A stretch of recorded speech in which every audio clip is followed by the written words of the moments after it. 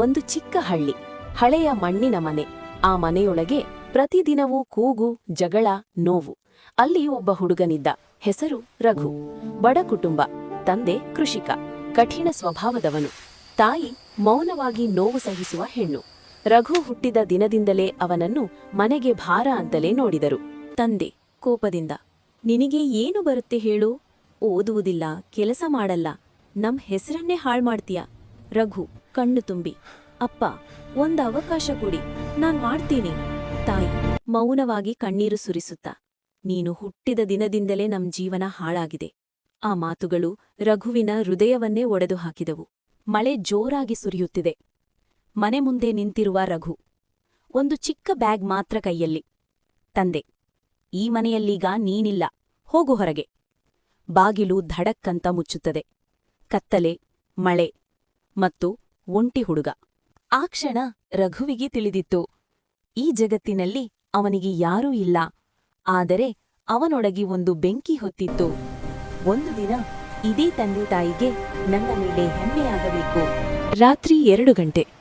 ರೈಲು ನಿಲ್ದಾಣದ ಬೆಂಚಿನಲ್ಲಿ ಕುಳಿತಿರುವ ರಘು. ಹಸಿವು, ನಿದ್ರೆ ಇಲ್ಲ, ಭಯ. ಒಬ್ಬ ವೃದ್ಧನು ಹತ್ತಿರ ಬಂದು ಕೇಳುತ್ತಾನೆ, ಏನಾಯ್ತು ಮಗ? ರಘು, ನನಗೆ ಜೀವನ ಕಲಿಸಬೇಕು ಅಷ್ಟೇ. ವೃದ್ಧ ನಗುತ್ತಾನೆ, ಅಯ್ಯೋ ಮಗ, ಜೀವನವೇ ದೊಡ್ಡ ಪಾಠಶಾಲೆ ತಾನೆ. ಟೀ ಅಂಗಡಿ ಮಾಲೀಕ. ಸಂಬಳ ಕಡಿಮೆ, ದಿನಕ್ಕೆ 12 ಗಂಟೆ. ರಘು, ಸರಿ ಸರ್, ಕೆಲಸ ಬೇಕು ಅಷ್ಟೇ. ಅದೇ ದಿನದಿಂದ ರಘುವಿನ ಹೋರಾಟ ಶುರು. ಅವನು ಇನ್ನೂ ತಿಳಿದಿರಲಿಲ್ಲ, ಇದೇ ಹುಡುಗ ಒಂದು ದಿನ ಕೋಟ್ಯಾಧಿಪತಿಯಾಗುತ್ತಾನೆ, ದೇಶವೇ ಮಾತನಾಡುವ ಹೆಸರಾಗುತ್ತಾನೆ. ಆದರೆ ಅದಕ್ಕೂ ಮೊದಲು ಅವನ ಜೀವನದಲ್ಲಿ ಬರುವ ಪರೀಕ್ಷೆಗಳು ನಮ್ಮ ಕಣ್ಣೀರು ಸುರಿಸುವಂತಿರುತ್ತವೆ. ರಾತ್ರಿ ಹೋದಂತೆ ಹೊಸ ದಿನ ಉದಯವಾಯಿತು. ಆದರೆ ರಘುವಿನ ಜೀವನದಲ್ಲಿ ಸೂರ್ಯೋದಯ ಅಂದರೆ ಹಸಿವು, ಕೆಲಸ, ಅವಮಾನ. ಬೆಳಗ್ಗೆ 5 ಗಂಟೆ. ಚಿಕ್ಕ ಟೀ ಅಂಗಡಿ. ಚುಕ್ಕಾಣಿ ಮುರಿದ ಕಪ್ಗಳು. ಬೆಂಕಿಯ ಹತ್ತಿರ ನಿಂತ ರಘು. ಮಾಲೀಕ, ಓ ಹುಡುಗ, ನೀರ್ ತಂದುಕೊಡು, ಪಾತ್ರೆ ತೊಳೆಯು, ಬೇಗ. ರಘು ಮಾತಿಲ್ಲದೆ ಕೆಲಸ ಮಾಡ್ತಾನೆ. ಆದ್ರೆ ಒಬ್ಬ ಗ್ರಾಹಕ ಕಿರ್ಚ್ತಾನೆ. ಗ್ರಾಹಕ, ಈ ಟೀ ಚೆನ್ನಾಗಿಲ್ಲ, ನೀನೇನ್ ಮಾಡ್ತೀಯ? ರಘು ತಲೆಬಾಗಿಸಿ ಹೇಳ್ತಾನೆ, ಕ್ಷಮ್ಸಿ ಸರ್, ಮತ್ತೆ ಮಾಡ್ಕೊಡ್ತೀನಿ. ಅವನ ಕಣ್ಣಲ್ಲಿ ಕಣ್ಣೀರು, ಆದರೂ ಮನ್ಸಿನಲ್ಲಿ ಒಂದೇ ಮಾತು, ನಾನು ಸೋಲೋದಿಲ್ಲ. ರಾತ್ರಿ 11 ಗಂಟೆ. ಅಂಗಡಿ ಮುಚ್ಚಿದ ಮೇಲೆ ರಘು ಒಂದು ಹಳೆಯ ಪುಸ್ತಕ ತೆಗೆದುಕೊಳ್ಳುತ್ತಾನೆ. ಅದು ಯಾರೋ ಬಿಟ್ಟಿದ್ದ 10ನೇ ತರಗತಿ ಗಣಿತ ಪುಸ್ತಕ. ಒಂದು ಸಣ್ಣ ದೀಪ. ಅವನು ನಿಧಾನವಾಗಿ ಓದುತ್ತಾನೆ. ಅವನು ಓದುತ್ತಿದ್ದದ್ದು ಪಾಠವಲ್ಲ, ಅವನು ತನ್ನ ಭವಿಷ್ಯವನ್ನು ಬರೆಯುತ್ತಿದ್ದ. ಒಂದು ದಿನ ಒಬ್ಬ ಶ್ರೀಮಂತ ಹುಡುಗ ಟೀ ಕುಡಿಯುತ್ತಾ ನಗುತ್ತಾನೆ. ಓಯ್ ಟೀ ಬಾಯ್, ನೀನು ಓದೋದ್ಯಾಕೆ? ನಿನ್ನಂತವರಿಗೆ ಕೆಲಸ ಇದೆ. ಎಲ್ಲರೂ ನಗುತ್ತಾರೆ. ರಘುವಿನ ಕಣ್ಣುಗಳು ಕೆಂಪಾಗುತ್ತವೆ. ಆದರೂ ಮೌನ. ಒಂದು ದಿನ ವೃದ್ಧ ವ್ಯಕ್ತಿ ಮತ್ತೆ ಬರ್ತಾನೆ. ವೃದ್ಧ, ಏ ಹುಡ್ಗ, ನೀನ್ ತುಂಬಾ ಶ್ರಮ ಪಡ್ತೀಯ, ಇದು ತೆಗೆದುಕೋ. ಅವನ ಕೈಗೆ ಕೊಡುತ್ತಾನೆ ಒಂದು ಹಳೆಯ ಲ್ಯಾಪ್ಟಾಪ್. ರಘು, ಇದು ನನಗಾ? ವೃದ್ಧ ನಗುತ್ತಾ, ನಿನ್ನ ಭವಿಷ್ಯ ಅದ್ರಲ್ಲಿದೆ. ರಾತ್ರಿ ಟೀ ಅಂಗಡಿ ಮುಚ್ಚಿದ ನಂತರ ರಘು ಲ್ಯಾಪ್ಟಾಪ್ ಓಪನ್ ಮಾಡುತ್ತಾನೆ. YouTube, online classes, business videos. ಅವನ ಕಣ್ಣುಗಳಲ್ಲಿ ಹೊಳಪು. ಅವನಿಗೆ ಈಗ ಗೊತ್ತಾಯಿತು, ಶಿಕ್ಷಣ ಅಂದ್ರೆ ಕಾಲೇಜಲ್ಲ, ಜೀವನ ಕಲಿಸುವುದು. ಕೆಲವು ತಿಂಗಳುಗಳ ನಂತರ ರಘು ಮೊಬೈಲ್ ನೋಡುತ್ತಾನೆ. ಒಂದು ಮೆಸೇಜ್, 5,000 ಕ್ರೆಡಿಟೆಡ್. ಅವನು ನಂಬಲಾಗದೆ ಕಣ್ಣು ಒರೆಸುತ್ತಾನೆ. ರಘು ಕಣ್ಣೀರು ಬಿಟ್ಟುಕೊಂಡು, ಅಮ್ಮ, ನಿನ್ನ ಮಗ ಸೋತಿಲ್ಲ. ಇದು ಕೇವಲ ಆರಂಭ ಮಾತ್ರ. ಮುಂದೆ ಅವನು ಹಸಿವನ್ನು ಜೈಲಿನಂತೆ ಅನುಭವಿಸುತ್ತಾನೆ, ಮೋಸವನ್ನು ಎದುರಿಸುತ್ತಾನೆ, ಮತ್ತೆ ಅದೇ ಸಮಾಜ ಅವನ ಕಾಲಿಗೆ ಬಿದ್ದು ನಿಲ್ಲುತ್ತದ. ರಘು ಈಗ ಬದಲಾಗಿದೆ. ಕಣ್ಣುಗಳಲ್ಲಿ ಆತ್ಮವಿಶ್ವಾಸ, ಕೈಯಲ್ಲಿ ಹಳೆಯ ಮೊಬೈಲ್, ಆದ್ರೆ ಮನಸ್ಸಿನಲ್ಲಿ ದೊಡ್ಡ ಕನಸು. ಅವನು ಆನ್ಲೈನ್ನಲ್ಲಿ ಸಣ್ಣ ಕೆಲಸಗಳನ್ನು ಮಾಡುತ್ತಾನೆ. ಡೇಟಾ ಎಂಟ್ರಿ, ಡಿಸೈನ್, ಬರವಣಿಗೆ. ಒಂದು ದಿನ ಅದೇ ರಾತ್ರಿ ರಘು ಅಂಗಡಿಯಿಂದ ಒಂದು ಸಾರಿ ತಂದೆ ತಾಯಿಗೆ ಬಟ್ಟೆ, ಔಷಧಿ, ಸಣ್ಣ ಉಡುಗೊರೆಗಳನ್ನು ತೆಗೆದುಕೊಂಡು ಮನೆಗೆ ಬರುತ್ತಾನೆ. ಬಾಗಿಲು ತೆರೆದ ತಾಯಿ ತಕ್ಷಣ ಅವನನ್ನು ಗುರುತಿಸಲ್ಲ. ತಾಯಿ, ನೀನ್ ಯಾರು ಮಗ? ರಘು, ಅಮ್ಮ, ನಾನೇ ರಘು. ತಾಯಿ ಶಾಕ್ ಆಗುತ್ತಾಳೆ. ಅವಳು ಏನೂ ಮಾತಾಡಲಾರದೆ ಕಣ್ಣೀರಿಡುತ್ತಾಳೆ. ತಾಯಿ, ನಿನ್ನ ಬದುಕು ಹಾಳಾಗಿದೆ ಅನ್ಕೊಂಡಿದ್ದೆ. ರಘು: ಇನ್ನೂ ಆರಂಭ ಮಾತ್ರ ಅಮ್ಮ. ತಂದೆ ದೂರದಿಂದ ನೋಡಿ ಮೌನವಾಗಿರುತ್ತಾನೆ. ಒಂದು ದಿನ ಒಬ್ಬ ಬಿಸ್ನೆಸ್ ಮ್ಯಾನ್ ಬಂದು ಹೇಳ್ತಾನೆ, ವ್ಯಾಪಾರಿ, ನಿನ್ನ ಐಡಿಯಾ ತುಂಬಾ ಚೆನ್ನಾಗಿದೆ, ನಾನು ಹೂಡಿಕೆ ಮಾಡ್ತೀನಿ, 50 ಲಕ್ಷ. ರಘು ಖುಷಿಯಿಂದ ನಂಬ್ತಾನೆ. ಅವನ ಎಲ್ಲಾ ಸೇವಿಂಗ್ಸ್, ಟೈಮ್, ಎಫರ್ಟ್ ಒಂದೇ ಪ್ರಾಜೆಕ್ಟ್ಗೆ. ಆದ್ರೆ ಒಂದು ಬೆಳಗ್ಗೆ phone switch off, office lock, ವ್ಯಾಪಾರಿ ಕಾಣೆಯಾಗಿದ್ದಾನೆ.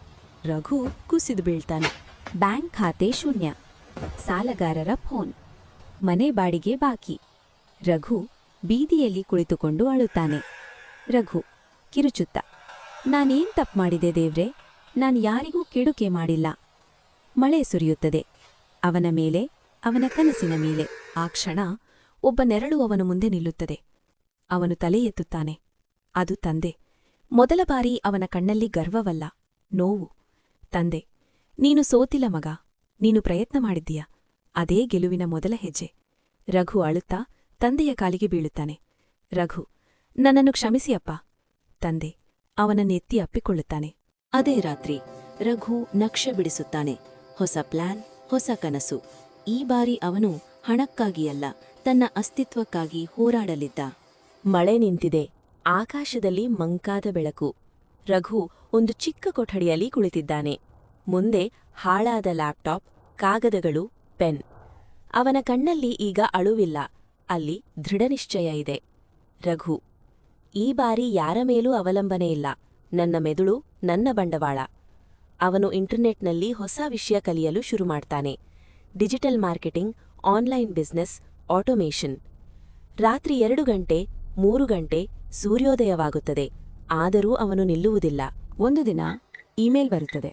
Your proposal has been approved. Raghu ನಂಬಲಾರ. ಒಂದು ಸಣ್ಣ ಕಂಪನಿ ಅವನ ಐಡಿಯಾವನ್ನು ಒಪ್ಪುಕೊಂಡಿದೆ. ಮೊದಲ ಪ್ರಾಜೆಕ್ಟ್, 1,20,000. ಅವನು ಕುರ್ಚಿಯಿಂದ ಏಳುತ್ತಾನೆ. ರಘು ಕಣ್ಣೀರು: ಅಪ್ಪ, ನಾನ್ ಮಾಡಿದೆ. ಒಬ್ಬ ಹುಡುಗ ಯಾರನ್ನೋ ಜಗತ್ತು ತಳ್ಳಿ ಹಾಕಿತ್ತು. ಅವನೇ ಈಗ ಉದ್ಯಮಿಗಳಿಗೆ ಸಲಹೆ ನೀಡುತ್ತಿದ್ದ. ಒಂದು ದಿನ ರಘು ಕಾರಿನಲ್ಲಿ ಹಳ್ಳಿಗೆ ಬರುತ್ತಾನೆ. ಹಳೆಯ ಮನೆ ಮುಂದೆ ಕಾರು ನಿಲ್ಲುತ್ತದೆ. ನೆರೆಹೊರೆಯವರು ಆಶ್ಚರ್ಯದಿಂದ ನೋಡುತ್ತಾರೆ. ಇವನು ಯಾರು? ರಘು ಕಾರಿನಿಂದ ಇಳಿಯುತ್ತಾನೆ. ತಂದೆ ಬಾಗಿಲಲ್ಲಿ ನಿಂತು ನಂಬಲಾರ. ತಂದೆ: ಇದು ನಮ್ಮ ಮಗನಾ? ರಘು ಮುಂದೆ ಹೋಗಿ ಕೈ ಹಿಡಿಯುತ್ತಾನೆ. ರಘು: ಅಪ್ಪ, ಮನೆ ಕಟ್ಟೋಣ. ಈ ಮನೆಯಲ್ಲ, ನಿಮ್ಮ ಕನಸಿನ ಮನೆ. ತಾಯಿ ಕಣ್ಣೀರಿಟ್ಟುಕೊಳ್ಳುತ್ತಾಳೆ. ಒಂದು ದಿನ ದೊಡ್ಡ news channel: local boy becomes crorepati through self made startup. ಫೋಟೋದಲ್ಲಿ ರಘು. ಜನ ಮಾತನಾಡುತ್ತಾರೆ, ಪತ್ರಿಕೆಗಳು ಬರೆಯುತ್ತವೆ. ಅದೇ ತಂದೆ ತಾಯಿ ಒಮ್ಮೆ ಅವನನ್ನು ಹೊರಹಾಕಿದ್ದವರು ಇಂದು ಹೆಮ್ಮೆಯಿಂದ ಹೇಳುತ್ತಾರೆ, ಅವನು ನಮ್ಮ ಮಗ. ರಘು ಒಂದು ವೇದಿಕೆಯಲ್ಲಿ ನಿಂತಿದ್ದಾನೆ. ಹಿಂದುಗಡೆ ದೊಡ್ಡ banner: from zero to crore, the real journey. ಅವನು ಮಾತು ಆರಂಭಿಸುತ್ತಾನೆ. ರಘು: ನನ್ನನ್ನು ಮನೆ ಹೊರಗೆ ಹಾಕಿದರು, ಆದರೆ ನಾನು ಕನಸು ಬಿಟ್ಟಿಲ್ಲ. ನನ್ನ ಮೇಲೆ ನಂಬಿಕೆ ಇಲ್ಲದವರೇ ಇಂದು ನನ್ನ ಶಕ್ತಿ ನೋಡುತ್ತಿದ್ದಾರೆ. ನಿಮ್ಮ ಪರಿಸ್ಥಿತಿ ನಿಮ್ಮ ಭವಿಷ್ಯವಲ್ಲ, ನಿಮ್ಮ ನಿರ್ಧಾರವೇ ನಿಮ್ಮ ಭವಿಷ್ಯ. ಜನತೆ ಚಪ್ಪಾಳೆ ತಟ್ಟುತ್ತದೆ. ಕ್ಯಾಮ್ರಾ ಮೇಲಕ್ಕೆ ಹೋಗುತ್ತದೆ. ಇದ್ದಾನೆ. ಹಿಂದುಗಡೆ ದೊಡ್ಡ banner: from zero to crore, the real journey. ಅವನು ಮಾತು ಆರಂಭಿಸುತ್ತಾನೆ. ರಘು: